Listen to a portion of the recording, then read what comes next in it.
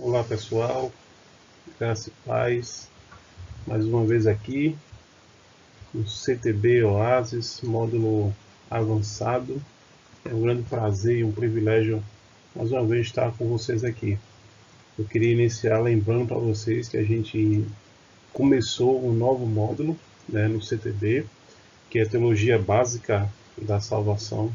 Semana passada a gente trabalhou um dos assuntos, falando sobre a obra da salvação.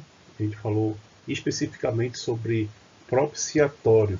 Eu espero que de alguma forma eu tenha contribuído para você entender algumas passagens que vai falar que Jesus ele foi o nosso propiciatório, nosso propiciador, e Jesus foi a tampa, a tampa da, da Arca da Aliança, onde o sangue foi aspergido para poder aplacar aí a ira de Deus. Estamos falando ainda sobre as obras da salvação. Falamos sobre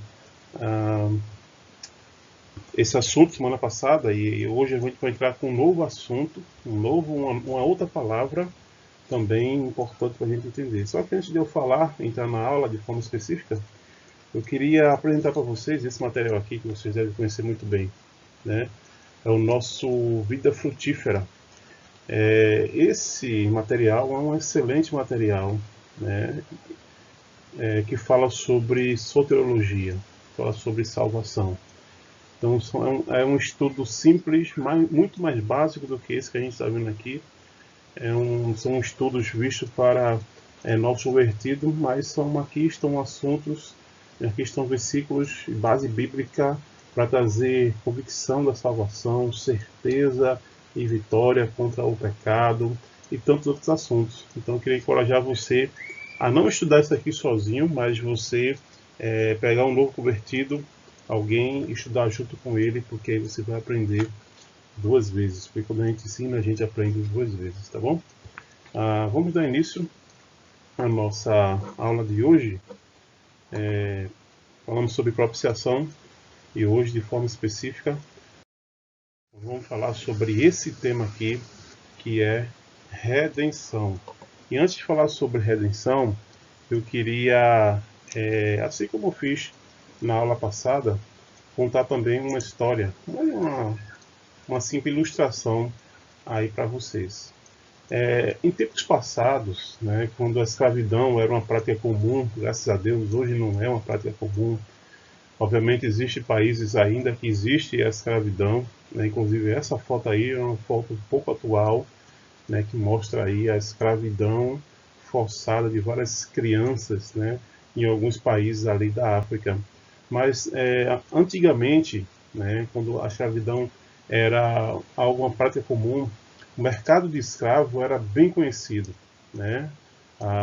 Nesses mercados, homens, mulheres, crianças eram vendidas por meio de leilão, muitas vezes. E eram vendidas como animais, né? São vendidos hoje por aí em algumas feiras. Então, o resultado disso era geralmente uma vida de escravidão da qual quase era possível escapar. Muito dificilmente um escravo poderia escapar de uma vida de escravidão. Quando ele tentava, ele era morto pelo seu senhor. Então imagina alguém, né, um homem muito amável, muito bondoso, e ele não era familiarizado com esse mercado de escravo. Ele estava passando por ali com um amigo, né? Então a crueldade de tudo deixou aquele homem horrorizado, né? Escandalizado. E ele viu uma menina, uma escrava, sozinha, infeliz e com medo terrível, esperando ser vendida a um dono desconhecido. Imagina a situação. E aquilo chama a atenção daquele homem. Então o seu coração fica profundamente sensibilizado com aquela situação, quando ele pensa no futuro sem esperança e provavelmente um futuro cruel, né, que esperava aquela menina.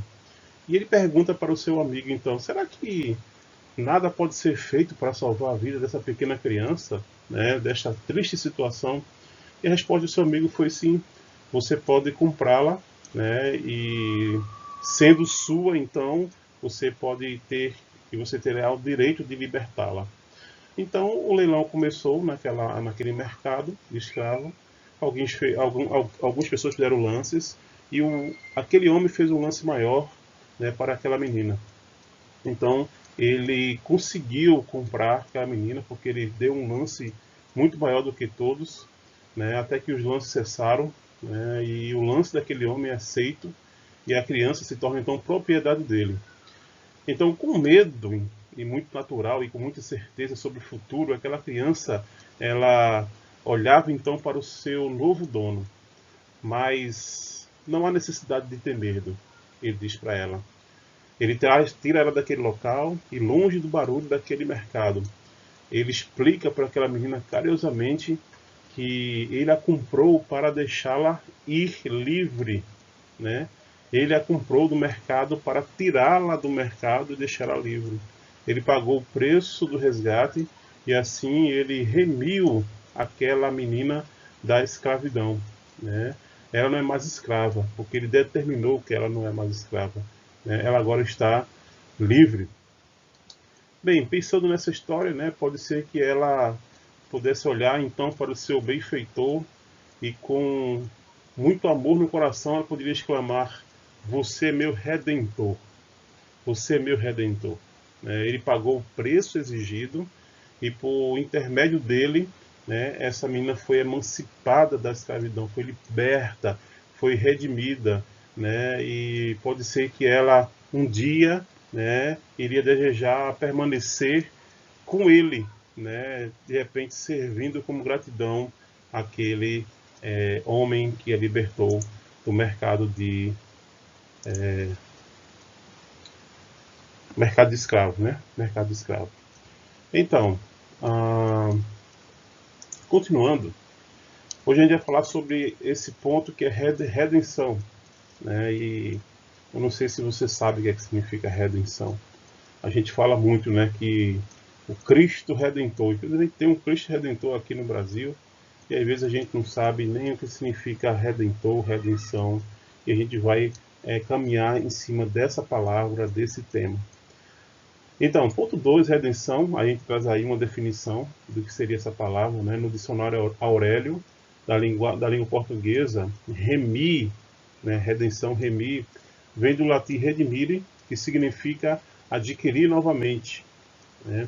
Tirar do cativeiro, tirar do poder, resgatar, indenizar, ressarcir, livrar da pena do inferno, expiar, pagar, ilustrando-se biblicamente, seria o ato ou efeito de remir mediante pagamento. Muito importante aqui essa parte final, essa ilustração bíblica aqui, né, que seria o ato ou efeito de remir mediante, então, aí pagamento.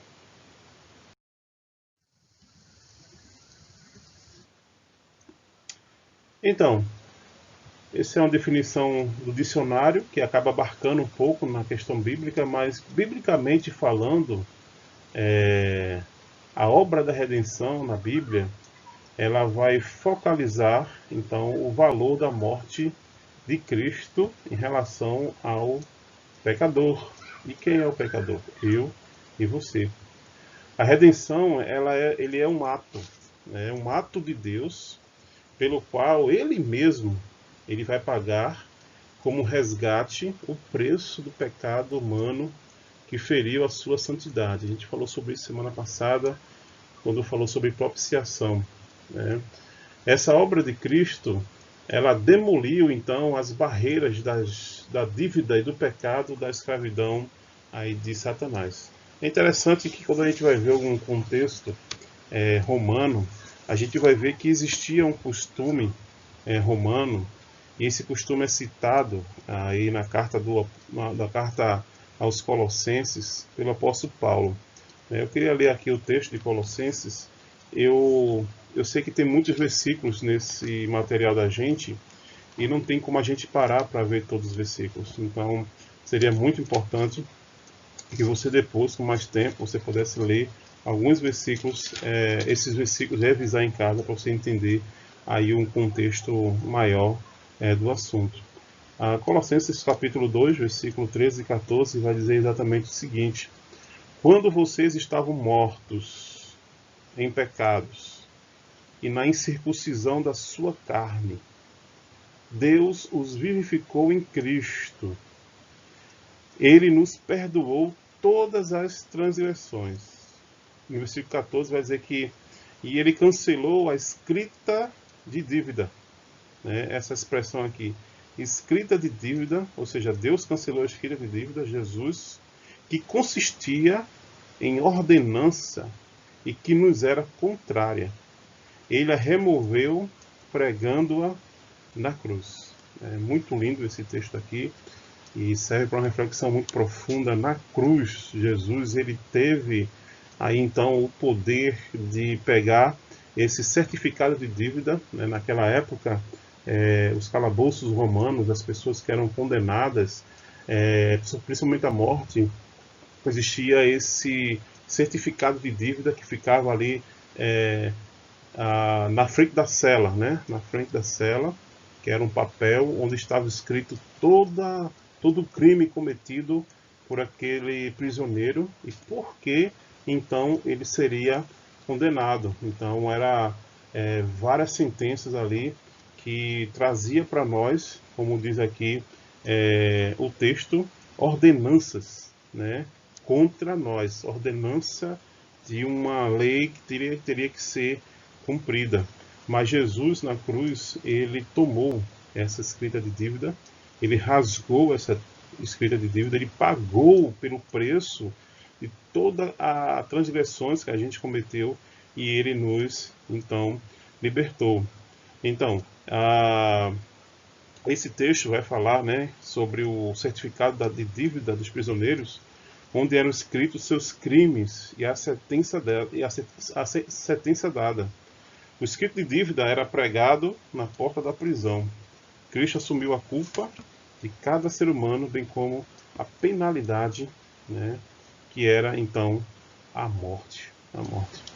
Outro versículo que a gente acabou passando batido, mas é importante a gente ler ele, que é 1 Pedro, capítulo 1, versículo 18 e 19, que vai trazer, talvez seja um dos versículos mais importantes, assim, mais taxados em relação à questão da redenção.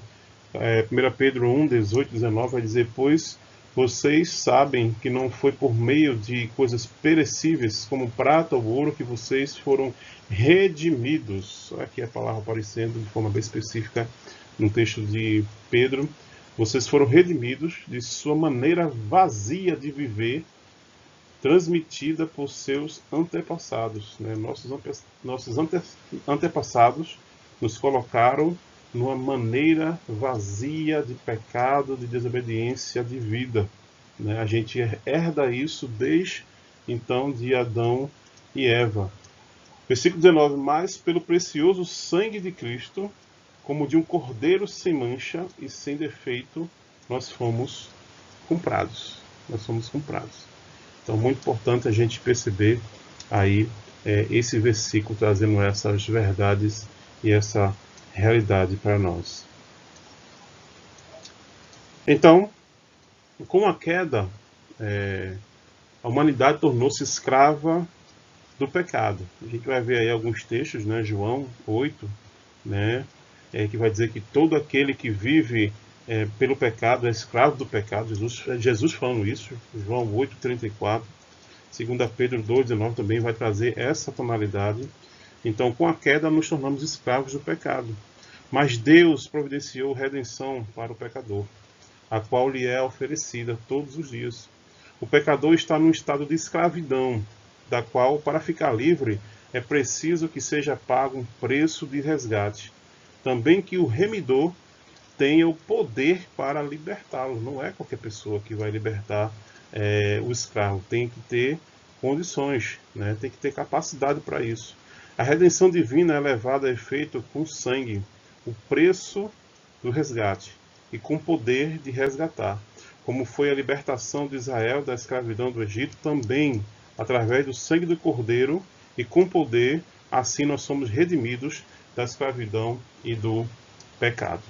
Deus é muito claro no Antigo Testamento que por conta do pecado, para haver perdão, precisava haver derramamento de sangue, né? E a gente vai perceber desde o Antigo Testamento ali, né, a saída do povo de Deus do Egito, né, precisou que o animal fosse morto, precisou que o sangue fosse derramado, né, nas práticas judaicas, nas leis cerimoniais, ali, como a gente viu também semana passada, os animais eram sacrificados e oferecidos, o sangue então era aspergido em favor do pecador, trazendo então liberdade. Mas a gente sabe que isso tudo foi passageiro, tudo aquilo ali era perecível, porém Jesus vem e o sangue de Jesus, precioso, que não é comparado a nem ouro nem prata, foi derramado e foi pago em favor de nós, né, como um alto preço, Redenção.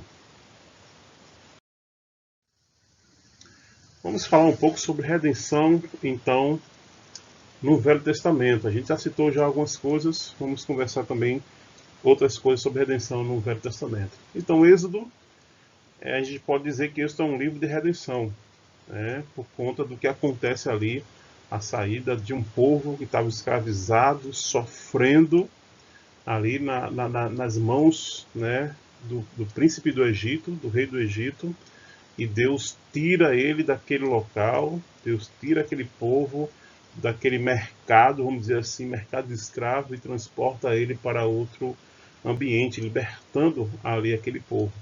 Mas não só o livro de Êxodo, mas a gente vai ver também de uma forma muito linda que o livro de Ruth, né? No livro de Ruth nós vamos encontrar a imagem típica de um redentor, né? De um resgatador na pessoa de um personagem chamado Boaz, né? Se você não lembra disso, eu te aconselho e te encorajo a você ler, né, o livro de Ruth e ver aí essa história linda e fantástica de que acontece ali, né? Então Boaz é alguém que vai resgatar uma pessoa que vivia na mais extrema pobreza e uma situação delicada.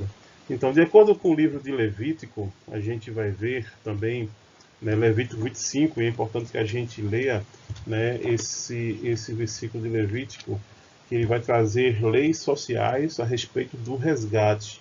E esse versículo de Levítico vai ser visto na prática, então, num livro de Ruth. Levítico capítulo 25, versículo 25 e versículo 47 e 48, diz o seguinte: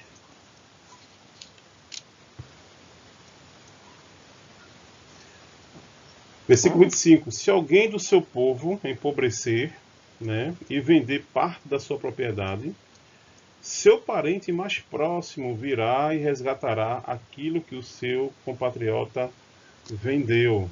Olha aí, ó, se algum israelita ficou pobre e por conta da pobreza precisou vender alguma propriedade, né, então lá na frente algum parente mais próximo pode chegar e comprar novamente aquela propriedade para esse parente que ficou pobre e precisou então vender.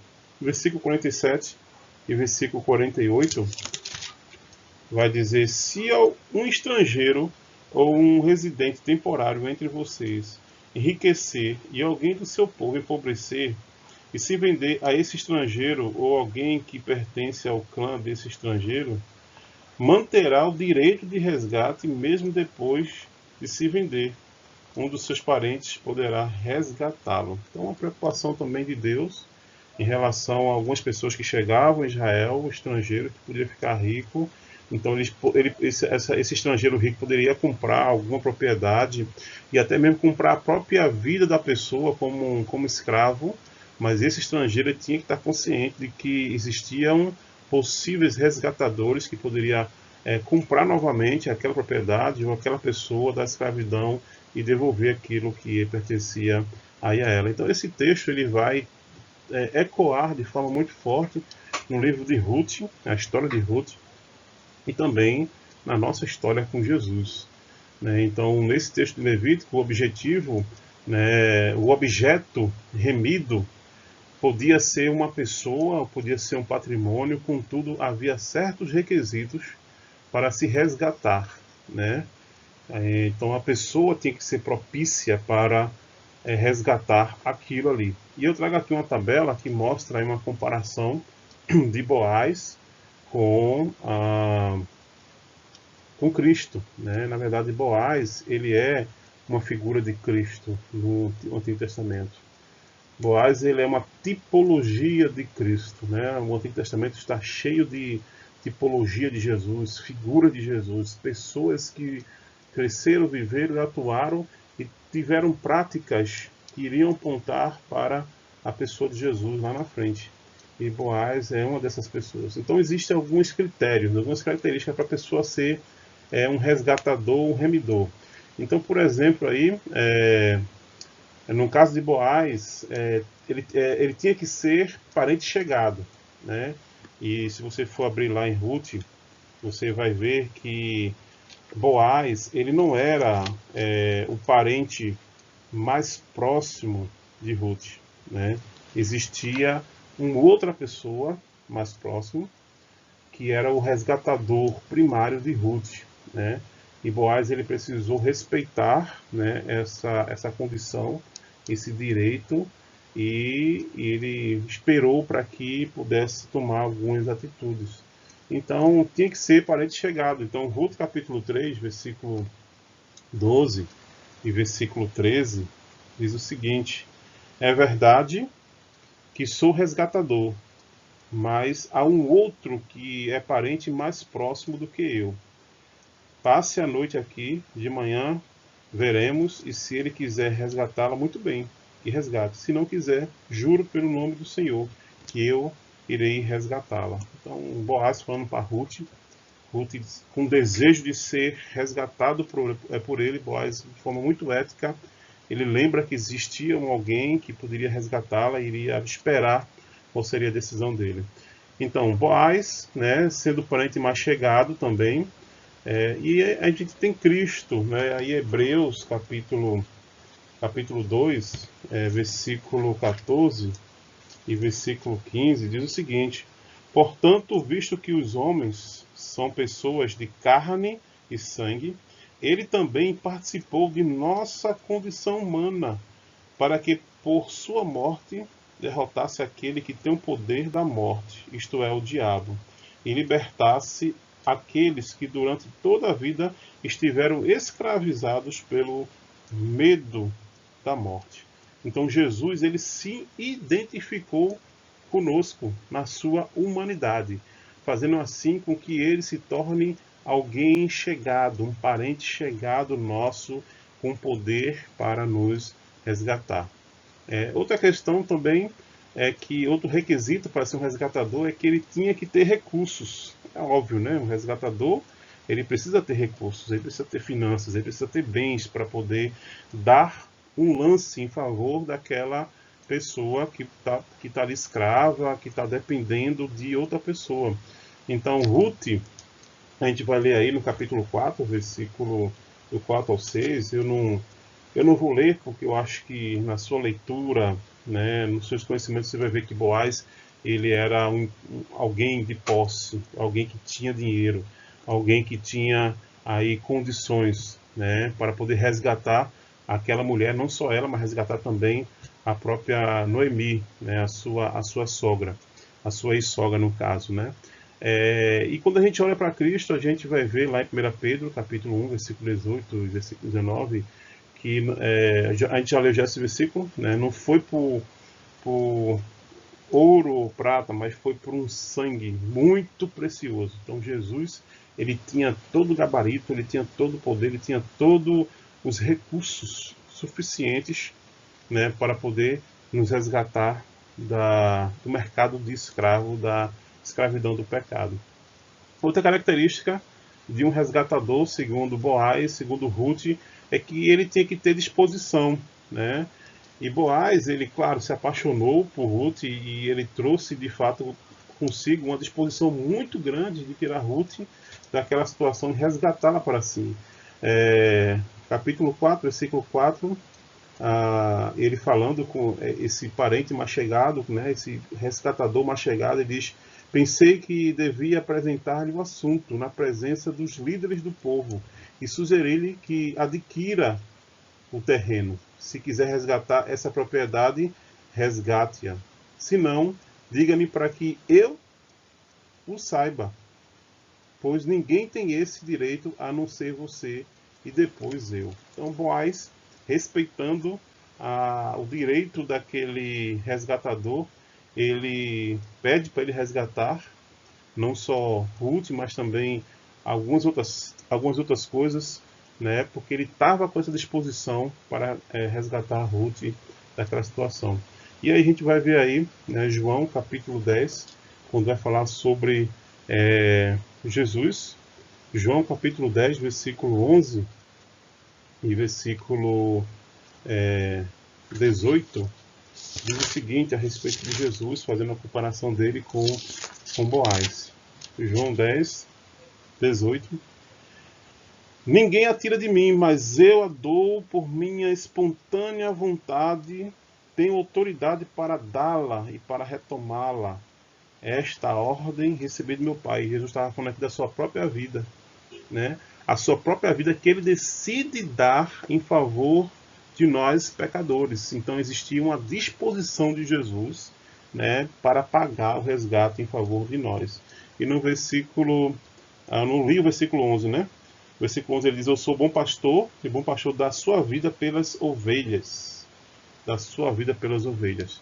E o último requisito aí para um resgatador ali no livro de Ruth é que ele tinha que estar em condições. E Boaz tinha condições de resgatar Ruth, e com certeza ele tinha. Capítulo 4, versículo 6. Diante disso, o resgatador respondeu: nesse caso, não poderei resgatá-la, né? Boaz ele utiliza de um recurso bem interessante aqui, né? Ele lembra para aquele resgatador primário que para ele resgatar Ruth também tinha que resgatar a Noemi, a sogra. E quando aquele homem percebeu isso, ele achou que talvez o negócio não seria tão bom para ele, né? Ele queria só comer a carne, mas não queria roer o osso. E diante daquela condição, daquela situação, ele rejeita esse resgate e ele passa então o direito para Boaz. E Boaz então, né, vai dizer aqui no versículo 6, né, diante disso o resgatador respondeu: nesse caso eu não poderei resgatá-la, pois por em risco a minha propriedade. Resgate você mesmo, e eu não poderei fazê-lo. Então ele joga a bola para Boaz, e Boaz agora ele só faz chutar para o gol e comemorar, e consegue resgatar Ruth e também resgata Noemi. E será que Jesus, né, ele tinha condições de nos resgatar? A gente vai ver aí então em Hebreus capítulo 4, versículo 15. Hebreus 4, deixa eu abrir aqui, versículo 15, vai dizer o seguinte: pois não temos um sumo sacerdote que não possa compadecer-se de nossas fraquezas, mas sim alguém como nós, passou por todo tipo de tentação, porém sem pecado. Então Jesus foi completamente qualificado, aprovado em tudo, inclusive passar por todos os sentimentos, emoções e tentações que nós passamos, e mesmo assim não cometer nenhum pecado, porque ele precisava ser perfeito, o sangue precisava ser perfeito para que pudesse servir como resgate a favor de nós. Então aí, né, essa relação então da tipologia da pessoa de Boaz, esse resgatador de Ruth, com a pessoa de Cristo Jesus, o resgatador então da humanidade. Amém?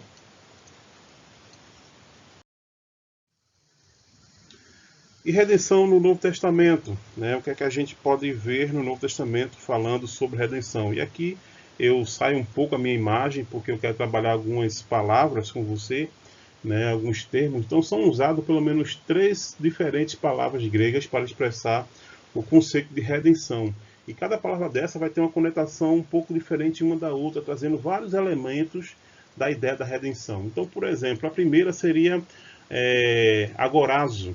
Agorazo no grego tem a ideia de comprar do mercado, né? Adquirir do mercado, né? A ênfase aqui é dada então no lugar da escravidão. né? Aquele local onde aquele homem da ilustração estava.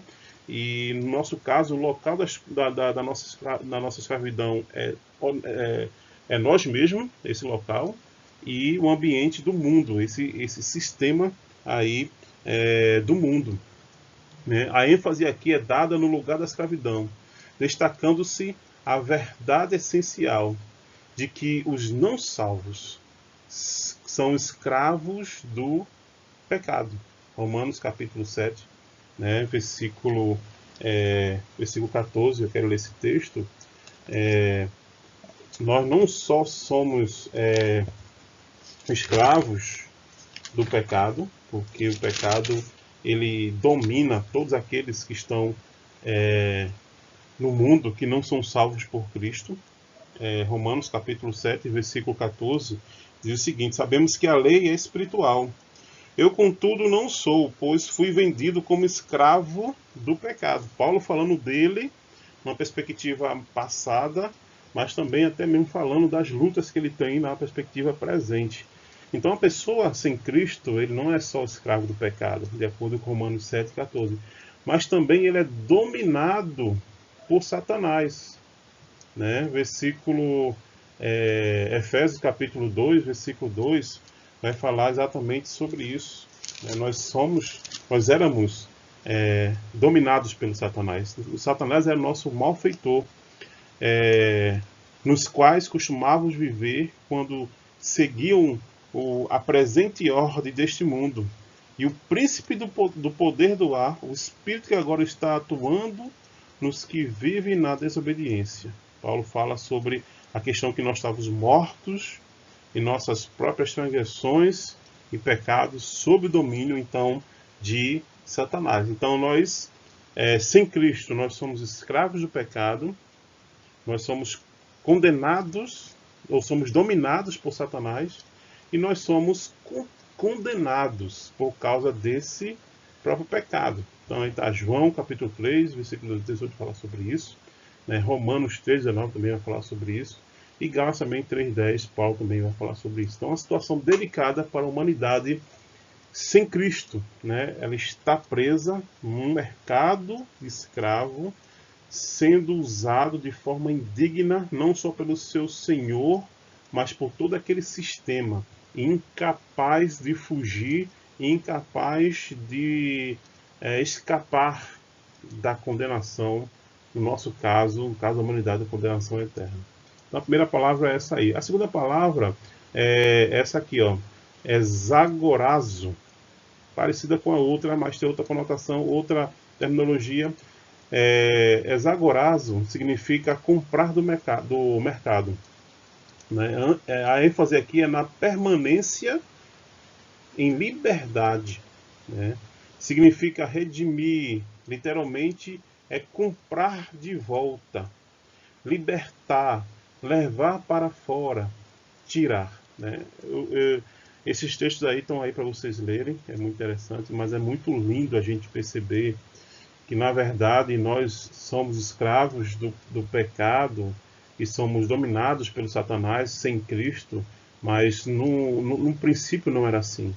Nós pertencemos a Deus, nós pertencíamos a Deus, mas a gente resolveu se distanciar de Deus, e toda vez que a gente se distanciou de Deus, a gente se tornou escravo. Então, a ideia desse termo exagorazo significa, então, comprar aquilo que já era seu, né? Comprar de volta. É a ideia lá, né, de Levítico, né, de alguém que, pela questão socioeconômica, precisa vender alguma propriedade, mas ele tem a possibilidade de algum parente chegar e comprar de volta aquilo que é dele. Né? E Jesus fez isso. Né? Tudo pertence a Deus, porque dele, por ele e para ele são todas as coisas, porém nós estávamos perdidos nos nossos próprios pecados e delitos, nós éramos mortos, estávamos seguindo o curso desse mundo, estávamos no domínio do diabo, o diabo estava fazendo a gente o que ele queria, porém Cristo ele nos redimiu, né? Ele nos exagorazou, né? Ele nos comprou do mercado, trazendo para nós então a liberdade. Isso é muito fantástico, isso é muito lindo a gente poder ver isso. Essa palavra também indica mais do que comprar do mercado. pois isto implica somente no pagamento do preço requerido. Essa palavra, entretanto, adiciona o conceito de tirar de dentro, inclui o pensamento de não mais voltar ao pecado, ao mercado, desculpa. Olha o conceito dessa palavra, que não é só pagar o preço. A ilustração, aquele homem, ele pagou, né, o preço por aquela menina, e ele tirou aquela menina daquela confusão toda, daquele mercado, levou ela para outro ambiente, e lá ele teve um relacionamento com ela, dizendo para ela que agora ela está livre. A ideia do preço pago por Jesus no mercado do escravo é de não só pagar a gente e deixar a gente lá, ele tira a gente desse ambiente, né? Ele nos tira do ambiente do mundo, do sistema do mundo. Nós somos transportados das trevas para a maravilhosa luz. Então essa ideia de tirar de é muito importante. E esse tirar de traz para nós um outro assunto que a gente vai ver ainda aqui nessa aula, que é o assunto da santificação, né? Todos os dias nós nos santificamos e todos os dias nós estamos tirando, né, de nós o mercado de escravo. Todo dia nós estamos tirando de nós essa concepção passada de que nós éramos dominados pelo pecado, e às vezes nos voltamos a algumas práticas que logo é despertada pelo Espírito Santo para dizer: opa, não, você não é mais desse lugar, você não pertence mais a esse tipo de negócio, volta para Cristo, volta para a luz, volta para o arrependimento, e a gente consegue voltar. Por quê? Porque Jesus pagou o preço por nós, Jesus não nos abandona, e Jesus está o tempo todo caminhando com a gente, ministrando em nós por meio do Espírito Santo, para que nós possamos tirar de forma completa, né, a escravidão dentro de nós, a escravidão do pecado. E a gente sabe que isso vai acontecer de forma definitiva aí então quando a gente morrer, ou então quando Jesus voltar definitivamente da glória. Mas é muito importante a gente pensar nisso, que Jesus ele não só pagou, mas ele tirou. E é muito importante a gente pensar por onde a gente tem caminhado, né? Por onde a gente tem andado, né? Será que onde a gente caminha, onde a gente anda, a forma como a gente se relaciona e o que a gente faz é condizente com alguém que ainda está preso no pecado, ou é condizente com alguém que foi comprado e retirado do mercado de trabalho? Vamos pensar um pouco nisso. E outra palavra também, né, que fala sobre a ideia de redenção no Novo Testamento é lutron. Lutron indica que a pessoa redimida acha-se então solta e feita livre, né? A ênfase aqui, né, ela recai na liberdade, né? 1 Pedro, capítulo 1, versículo 18 e 19, vai falar sobre isso, a gente já leu já esse texto. Lutron é o preço da liberdade, do resgate, né? Outras ilustrações é libertar ao pagar um resgate, redimir, resgatar. A ideia aqui do lutron, gente, é que nós não fomos comprados do mercado de escravo por outro senhor de escravo. Nós fomos comprados no mercado de escravos por um senhor de amigos, de companheiros. Então Jesus não vai libertar a gente da escravidão para nos tornar de novo escravo dele. Nós não somos escravos de Jesus. Entre aspas, Jesus não quer isso. Jesus quer a liberdade. Ele nos tira e nos dá liberdade. Olha, você está livre agora para ir e não viver mais no curso da escravidão. Então a redenção, em seu sentido mais pleno, como revelada por esta palavra, é a segurança de que Cristo ele não se tem limitado somente a transferir, né, o escravo do pecado de um amo ou senhor para outro amo, mas que o tem comprado, tendo em vista fazê-lo livre, pois Cristo não deseja manter em escravidão servos involuntários, como tipicamente foi profetizado então em Êxodo capítulo 21, tem aí o texto, né, esses textos para você conferir, né? O texto de Êxodo capítulo 21, versículo 1 ao 6, é aquele texto que fala sobre o escravo de orelha furada, é a ideia do doulos. É aquele escravo que ele é comprado pelo seu senhor e ele é liberto por esse senhor em certo momento, porém ele ama tanto esse senhor, ele é tão grato a esse senhor que ele se entrega como um escravo voluntário. E na verdade a palavra escravo voluntário talvez não seja bem encaixado. É um amigo voluntário. É alguém que se relaciona com seu Senhor e o serve porque o ama profundamente. E a ideia de Jesus é essa para nós. Jesus ele não quer que a gente esteja preso em dogmas, em sistema, que a gente não viva com medo das coisas, porque agora nós somos escravo de alguém muito mais poderoso do que Satanás. Não, Jesus não quer isso. Jesus nos libertou. Conhecereis a verdade vos libertará. Agora a gente usa essa liberdade para amá-lo e servi-lo, se relacionar com ele como amigo dele e como adorador dele. É essa a ideia, né, que Jesus deseja para nós. Jesus deseja para nós. Então, eu trago aqui um quadro bem interessante. O mercado da humanidade no mercado de escravo. É outra analogia, é outra, né, outra comparação bem interessante que eu queria encerrar com isso aqui.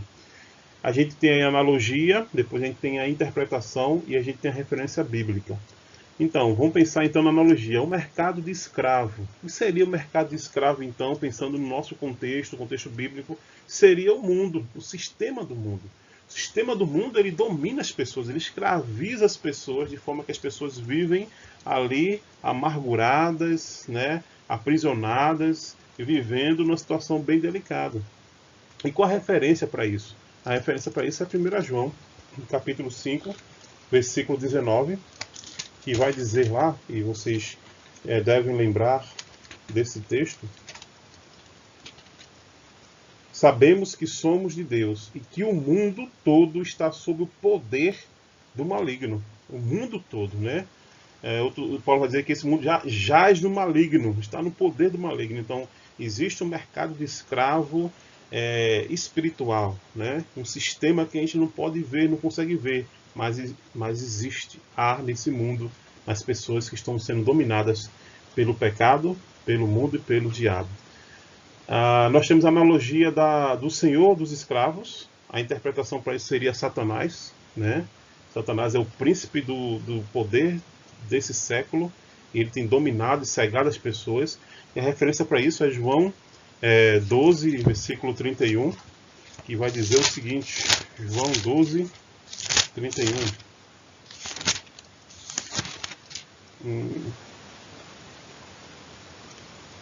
Chegou a hora de ser julgado este mundo. Agora será expulso o príncipe deste mundo. A palavra de Jesus se referindo a Satanás. Analogia, os escravos. Quem são os escravos, então, no mercado de trabalho? Então, seria a humanidade. Né? Efésios capítulo 2, versículo 12 e 3, nós éramos mortos nos nossos próprios delitos e pecados e vivíamos no curso deste mundo, dominados pelo curso desse mundo. Outra aí seria quem são qual é o problema então no mercado de trabalho do mercado de escravo. O problema na interpretação seria o pecado. O pecado é o que traz a gente a essa escravidão. E Romanos capítulo 6, versículo 16 vai falar exatamente sobre isso. O livro de Romanos, no capítulo 6, capítulo 7, vai falar sobre a ideia da dominação, da escravidão do pecado. Mas Romanos 6, 16 diz o seguinte: não sabem que quando vocês se oferecem a alguém para lhe obedecer como escravos, tornam-se escravos daquele a quem obedecem, escravos do pecado que leva à morte ou à obediência que leva à justiça. Então aí o pecado é o grande problema desse mercado de escravo. Quem é o maior arrematador? Então, no mercado de escravo é aquele que tem mais dinheiro, né? Na nossa interpretação bíblica é Jesus. Jesus é essa pessoa. E Hebreus capítulo 2, versículo 14 e versículo 15 vai falar exatamente sobre isso. Eu queria ler novamente esse texto porque é muito lindo.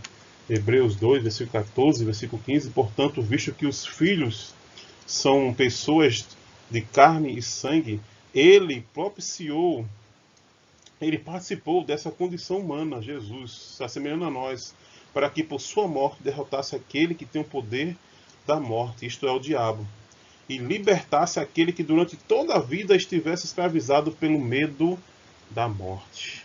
E por último, a última analogia, qual é o preço do resgate?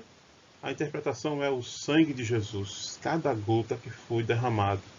1 Pedro 1, versículo 18 e 19, não foi por coisas perecíveis como ouro e prata, mas o sangue precioso do nosso Senhor Jesus Cristo que foi derramado por nós.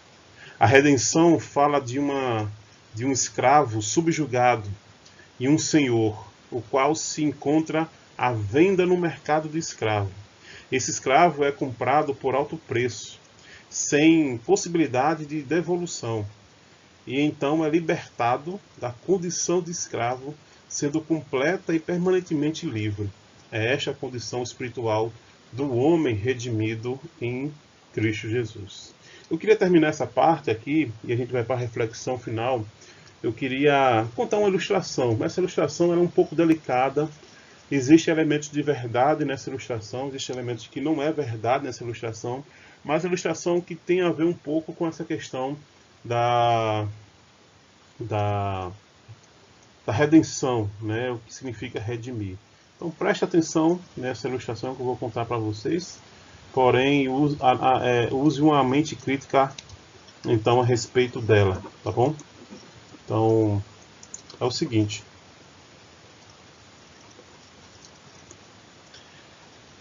George Thomas, ele era um pregador inglês.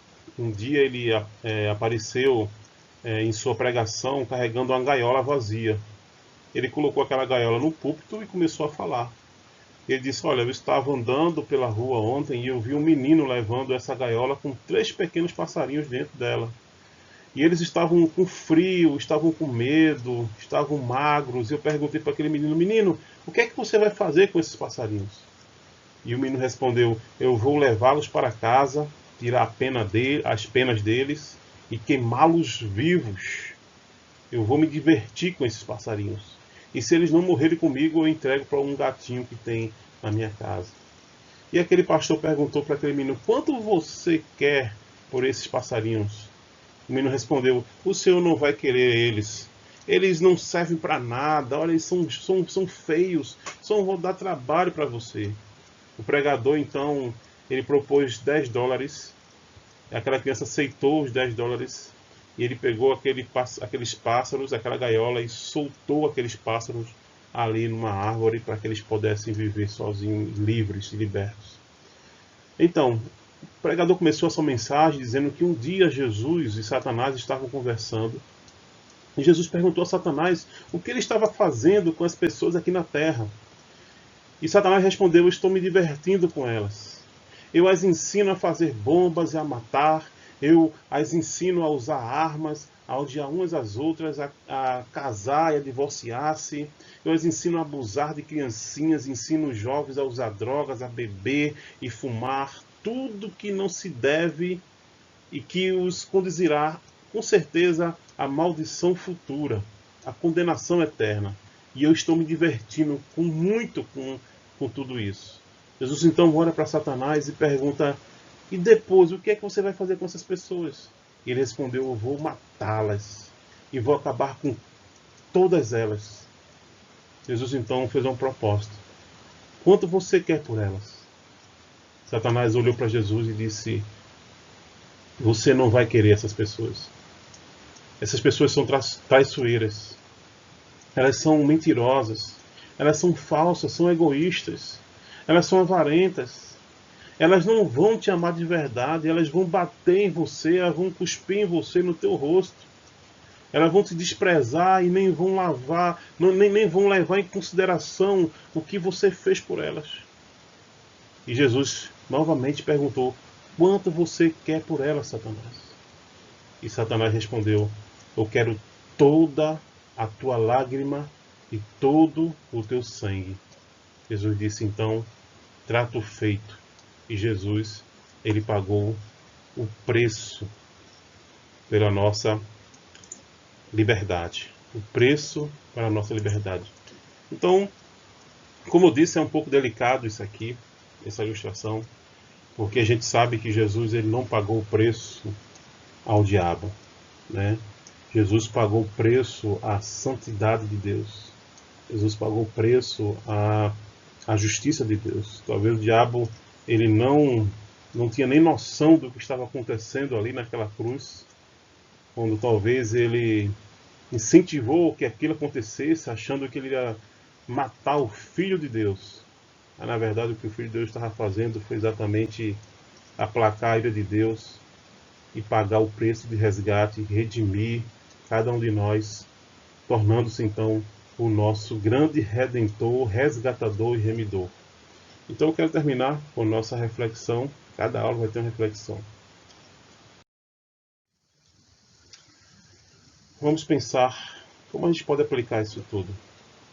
Então, qual é o preço da vida de um pecador condenado? Quanto é que custa um pecador condenado? Se a gente for pensar pelo lado humano, uma pessoa pecadora não vale nada. Mas a gente vai ver na Bíblia que um pecador condenado, ele vale o sangue de Jesus. E isso tem que levar a gente a olhar para as pessoas e pensar que aquelas pessoas são valorosas e valiosas para Deus e para o seu Filho Jesus Cristo. Outra pergunta: pensando que somos uma mercadoria comprada por Jesus por um bom preço, que qualidade de mercadoria nós somos para nosso dono? Pensa nisso. Que tipo de mercadoria você é? Que tipo de qualidade você é? Será que você é uma mercadoria do Paraguai ou então aquela da China que se quebra facilmente, que não funciona permanentemente? Quais são os defeitos que faz o teu dono entristecer? Quais são os defeitos que nós temos que faz com que Deus, que nos comprou por um preço precioso, fique triste com a gente? Identifique quais são esses defeitos e leve esses defeitos para Deus consertar. Quem sabe hoje é o momento de você, ao pensar nisso tudo que a gente acabou de falar, que nós éramos mortos, condenados, escravos do pecado, sem esperança nenhuma. Jesus veio, olhou para a gente e pagou o preço por nós. Ele nos resgatou. Quem sabe hoje seria o momento de você dizer: Senhor, me perdoa porque eu não tenho sido grato ao Senhor. Eu não tenho sido um amigo fiel, alguém com gratidão suficiente para te honrar, te amar e te obedecer por resto da minha vida, porque eu já estava condenado e o Senhor me trouxe novamente para a vida. Outra pergunta, e eu termino com isso: que tipo de atitudes essa semana nós que somos escravos duros, escravos de orelhas furadas, escravos voluntários, podemos fazer para agradar o nosso Senhor Jesus Cristo? Quais são essas atitudes? Anota essas atitudes no papel e tenta colocar em prática essas atitudes, que eu tenho certeza que vai trazer alegria para o nosso grande Redentor Jesus Cristo. Eu quero orar por você e concluir essa aula de hoje. Bem? Senhor, muito obrigado por esse momento, obrigado pela tua palavra, obrigado por tudo que a gente falou agora. É muito assunto, Deus, é muita informação, mas ajuda a gente a assimilar o princípio da redenção, o princípio do remidor, de que Jesus é o nosso grande redentor, o nosso resgatador. Jesus pagou o preço pelo resgate, pagou o preço por aquela dívida que era cobrada de cada um de nós, a dívida do pecado, a dívida de que nos levaria à morte eterna, à separação eterna daquele que nos criou. O Senhor não permitiu que isso acontecesse. E o Senhor nos resgatou. E isso não é por obras, mas é pela graça. Nós somos gratos ao Senhor porque nós não merecemos. Mas nós queremos te pedir para que o Senhor possa atuar nos corações de cada pessoa que agora estão no mundo, estão presas, estão cegas, estão sob o domínio do diabo e seguindo o curso desse sistema cruel. Que o Senhor possa alcançar essas pessoas, Deus, e trazê-la, tirá-la do mercado do escravo, levá-la para um ambiente de luz e dizer: agora você está livre, para seguir o seu curso e ser meu amigo. Deus, em nome de Jesus, salva nossos parentes, nossos pais, nossas mães, nossos filhos. Salva, Deus, o nosso bairro, a nossa rua, os nossos vizinhos. E nos usa, Deus. Nos usa como ex-escravos do pecado, a dar esse testemunho e mostrar, Deus, a grande valia do que é estar redimido em Cristo Jesus. Essa é a minha oração para mim, e agradecendo também, e a minha oração também por cada um que está me ouvindo e para a nossa comunidade. E agradecendo ao Senhor por esse momento de aula agora, em nome de Jesus. Amém. Queridos, Deus abençoe. A ideia é a gente ter um tempo de 45 minutos a 50 minutos. Hoje eu ultrapassei um pouco, mas a semana que vem, próxima sexta-feira, a gente vai falar sobre um meio de salvação. Um meio de salvação. Ou os meios de salvação. Então, outros temas, outras palavras, outros assuntos importantes para a gente estar aprendendo, relembrando e colocando em prática. Então, que Deus te abençoe grandemente e que Deus encha o seu coração de bondade, de alegria e gratidão pelo nosso Redentor, Jesus Cristo. Amém? Deus abençoe. Até a próxima sexta, em nome de Jesus.